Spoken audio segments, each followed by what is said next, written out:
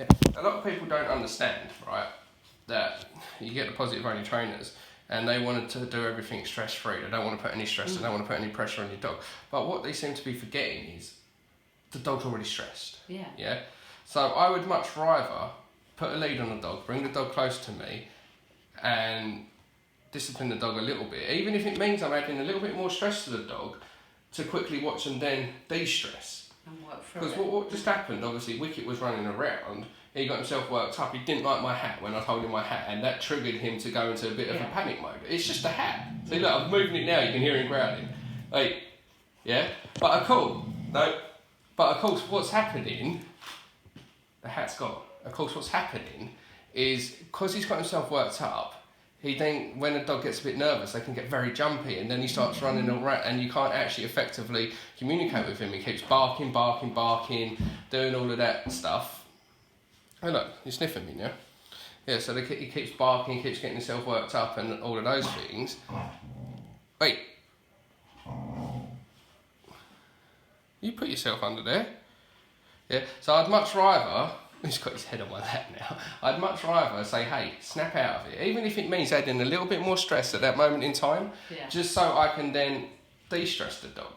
Because the longer people drag it out, the more they don't want to confront the dog with what makes them afraid, the more they don't want to tell the dog, no, you're being a douchebag, the more they don't want to do that, the dog has to then continue to live with that stress a bit more. Yeah. So, and us. I mean, but it's a selling tactic. It sounds nice. Owners want to hear it. Right, we're going to make this as stress-free as possible. So 6 weeks down the line, you've done 4 sessions with this trainer, and you still haven't even left the house. Yeah. If we take Murphy, for example, Murphy, when like 2 weeks ago, if he could have, he would have buried himself in the floor. Right?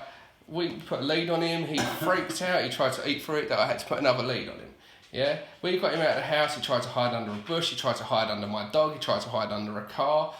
And then after about half an hour of freaking out, he started to relax. Not majorly, but started to relax. And it was the first time in 2 years Murphy had been outside the house. Yeah. And then you went back and done it, and you've been getting Murphy up and down the street. And then today, Murphy, the dog's chilled out now. Now Murphy was following the other dogs. Yeah.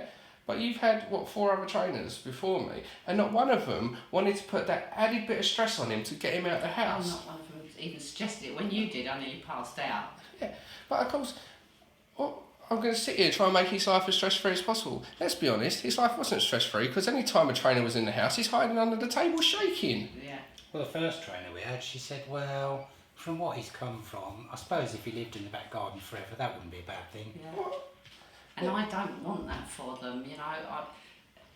I might not be able to do everything with them, but I want them to at Unfortunately, the reason it was so hard for Murphy is because obviously he was hog-tied and dragged around the street, so any form of lead or any rope is gonna freak out. Yeah. But unfortunately, the only way I'm ever going to get him safely outside the house is with a lead or a rope, because if I just take him outside without that, he's just going to run away and it's going to be a danger. He's either going to run back in, he's going to run in front of a car, he's going to do something. So unfortunately, the most terrifying thing in the world for Murphy is to have a lead on him. And I don't care who you are, you're not counter-conditioning him to that lead. You're not holding the lead out, giving him a treat. It doesn't matter. He'll be dead before he even attempts to come near that lead. Yeah. So unfortunately, I have to put a lead on Murphy, and we have to go, look, mate, we're going outside. It's going to be the most terrifying ordeal of your life. But you see how quickly he changed. He wasn't 100% relaxed, but ever since then, what? He's got more relaxed every time, though. And today, I mean, in the space of 2 weeks, he's walking up and down the street on a loose lead. This is a dog that hasn't been out for 2 years. And the 4 other trainers that come, not one of them wanted to take him outside because we don't want to stress him. Yeah. Well, guess what? He's stressed. And every time I was back to touch training with the lead, but like you say, I'm never going to get him to like it. So it's the most terrifying thing in the world, and when he's that fearful, and we proved that because he's that fearful that even he's friendly with other dogs, and I brought Sammy in here, and he still, if he wanted to, would have buried himself in the floor. His nose wasn't kicking in. He didn't even care that there was another dog in the house. That's how fearful he was when he had a lead on his house. So I don't care. He likes toys. He likes food. Yeah. But when he gets like that, he's not taking anything. Right? But the time it would take you to get him used to that lead, Murphy would be dead. Yeah. Yeah. You don't have that much time. And that's what I was saying. He's already past adolescence. I need for him to enjoy his life.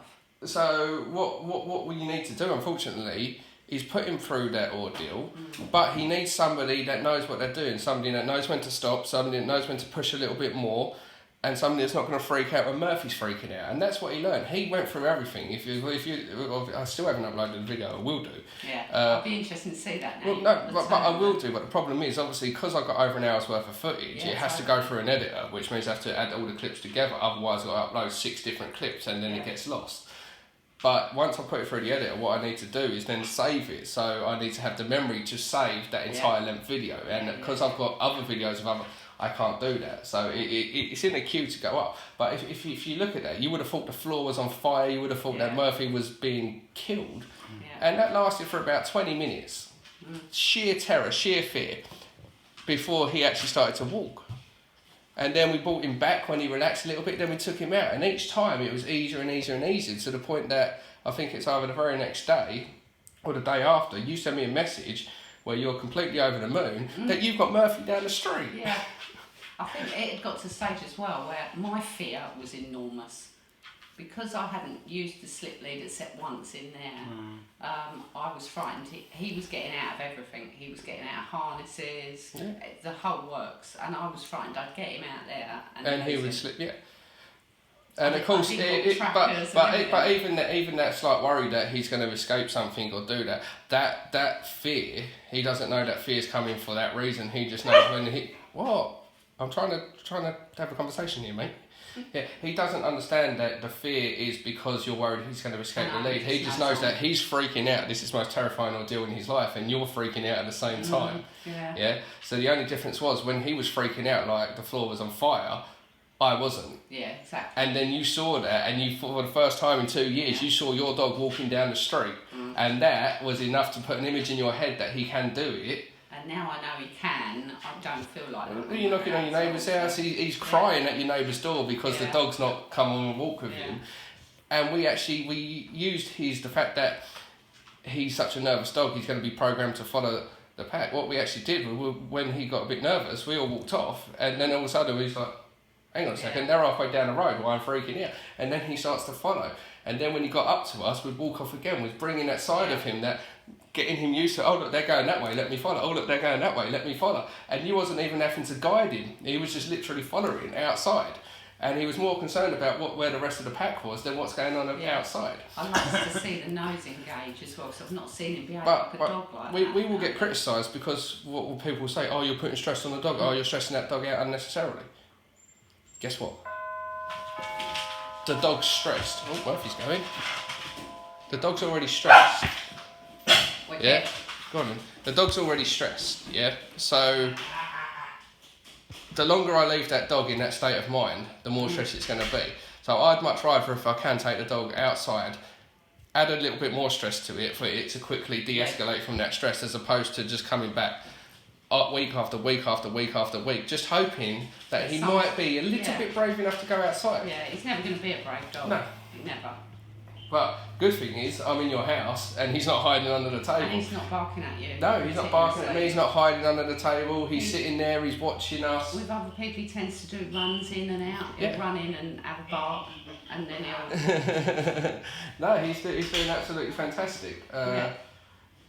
And like I said, it's only been 2 weeks, but in that space of 2 weeks, I've come to see a dog that when I was in the house, he would have rather buried himself in the floor. He tried everywhere to hide. Now he's sitting in the middle of the floor, not under a table, not with his back against the wall, in an open room, watching me. He just ran past me because the door went, and then he didn't come scattering back on the way back. This other dog that got nervous of my hat is now all up in my space and everything, and all I did was put a lead on the dog, gave it a little lead correction, went snap out of it. Yeah. It's just a freaking hat. But if I left the hat there, went, it's all right, don't worry. The hat becomes a big deal. Look, it's a hat.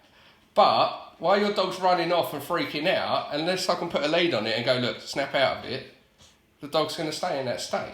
I think it's seeing this more of a tool instead of I was being told that it was cruel. So often but it's just a slip lead. it's the only thing that's actually helped us. The thing is, using any other tool for this dog would be dangerous. Using a harness, you've already seen Murphy can slip a harness. Flat buckle collar. Flat buckle collars should just be for ID tags. Yeah. They're not for walking a dog. I'm sorry, I've seen far too many nervous dogs escape flat buckle collars, where even if you've done them tight, they've managed to get their head through. All they need to do is get their ears through it, and then they can get the rest of their head through. Plus, where the flat buckle collar sits, it sits on the dog's trachea, which then makes them do all the choking noises. A slip lead, when you've got a dog that's prone to freaking out, prone to trying to escape, is the best tool because it's the safest tool. Yeah, but it's just about using it as a communication device. It's not just a lead; it's a communication device. When the dog's running around because it's scared, freaking out, keeps scarpering and things, you can't get close enough to that dog to bring them back out to say, hey, look, nothing's going on here. Yeah, so they're just going to keep running around and barking because they've come up, that's their coping mechanism. When I'm afraid, let's run away. Yeah. All right, fair enough, run away in your house. What about when you get afraid outside? Yeah. Run away. What happens if a dog runs away? It gets lost, it gets hit by a car. Yeah. Yeah? Running away isn't an option. Yeah, no. I'm not going to force a dog to come and sit on my lap. I'm not going to force myself to touch the dog, but I am going to put a lead on the dog, and if it tries to run away, I'm just going to hold the lead until the dog realises. And then, of course, what happens very quickly, after about 30 seconds to a minute, 9 times out of 10, the dog stops freaking out, and then you see the nose engage, and then it comes over to you. Something it never would have done if you didn't put the lead on the dog. Yeah, I think we need to use that a bit more often for quite a few things. Yeah, as soon as I work with a nervous dog, as soon as I know the dog's going to run away and keep barking and just keep retreating, I'll put a lead on the dog. I won't drag the dog near me, but I won't let the dog go and run and hide. And then when the dog realises it can't run and hide and nothing bad's happening to the dog, and like I said, with 9 out of 10 dogs, it takes 30 seconds to a minute for a lot of them. Then the nose kicks in. Then they come over to you. They start sniffing you. They're curious. But they never would have got to that stage if no one didn't say, look, get here, stop being stupid. Yeah? Yeah, definitely. Stress is a part of life. To actually think that you're being less stressful for the dog by dragging it out session after session after session, you're actually leaving that dog living with that stress. You're leaving the owners living with that stress. Yeah? Unfortunately, the only way to get over your fears is to confront your fears. But the best you can hope for in that sense is you've got someone there to actually help you through it. Yes. But stress is a part of life. To think any differently, you're foolish. Yeah, absolutely.